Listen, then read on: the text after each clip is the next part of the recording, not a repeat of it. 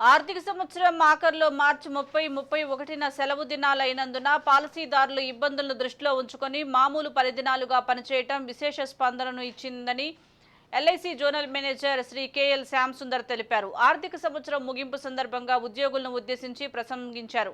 ఈ 2 సెలవు దినాల్లో కూడా పాలసీదారులు ఈ సౌకర్యాన్ని విశేషంగా సద్వినియోగపరుచుకున్నారని తెలిపారు.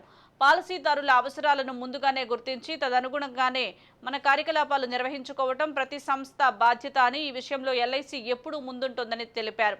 ఇప్పుడు ముగిసిన ఆర్థిక సంవత్సరంలో 6 కొత్త పాలసీలు ప్రవేశపెట్టామని, వీటన్నిటికీ విశేష ఆదరణ లభించిందని తెలిపారు.